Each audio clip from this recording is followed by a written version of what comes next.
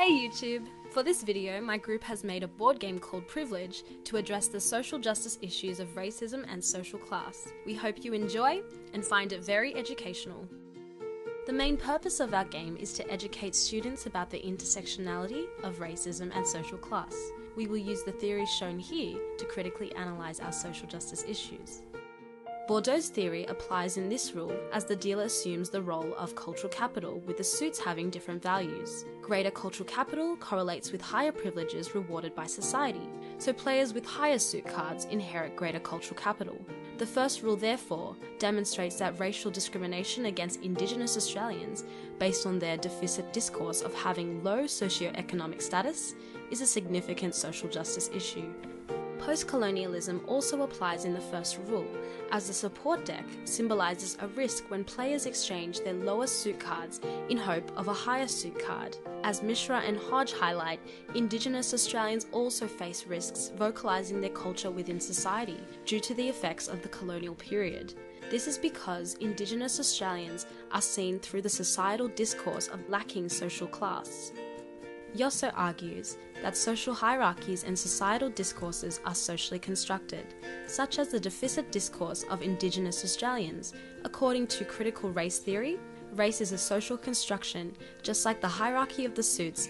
These clips explicitly demonstrate that each subsequent card has a higher value than the previous card. Since this hierarchy is socially constructed, we can therefore see that racial differences between Indigenous and non-Indigenous Australians are socially constructed as well, which leads to the social seclusion of Indigenous Australians. The last rule explicitly relates to Bordeaux's theory and critical race theory. According to Bordeaux's theory, individuals within society employ their cultural capital resources in order to be socially accepted.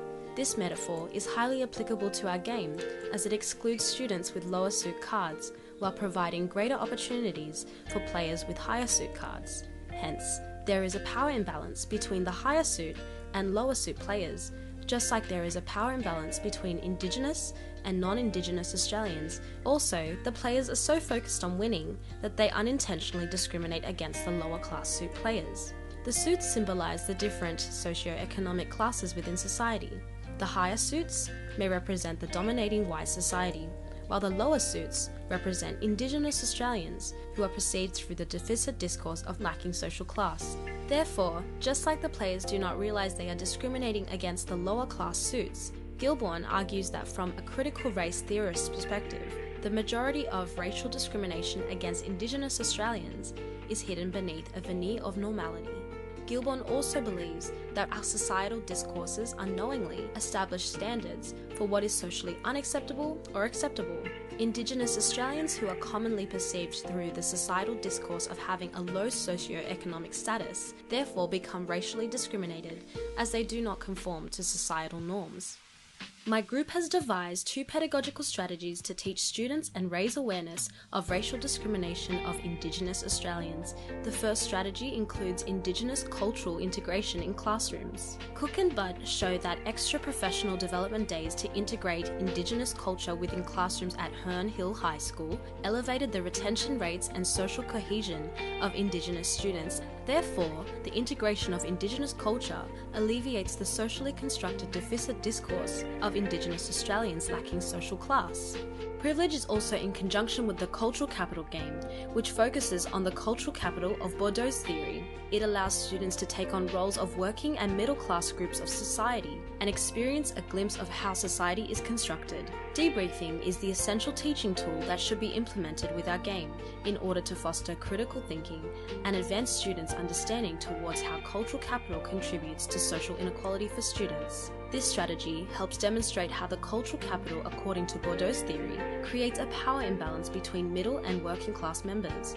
Mathematics is the first KLA in which our game can be readily applied. The game involves counting numbers in ascending order and interpreting patterns such as the different class hierarchies. These are part of stages 1 to 4 of the mathematics curriculum. Our game is also easily transferable to PDHPE, as students can see through the intersectionality of race and social class that there are individual and socio-economic factors which impact their health and future aspirations. These factors are discussed in Outcome 5.7 of the Stage 6 PE curriculum. Our game also relates to drama, as the high school drama syllabus teaches students about post-colonial constructs and societal discourses through dramatic techniques and theory. Our board game has both benefits and limitations. Our game is simple to play in several, if not all, KL8s, and elevates students' understanding of social diversity, inequality, and power imbalances within society. This is a significant benefit according to Victoria, who also believes that board games such as ours reinforce curriculum content. Nevertheless, Brown argues that since adults stereotypically view board games as children's recreational activities, our board game may be less favourable in broader learning communities to educate adults about intersectionality of racism and social class. Thank you for watching. We hope you enjoyed.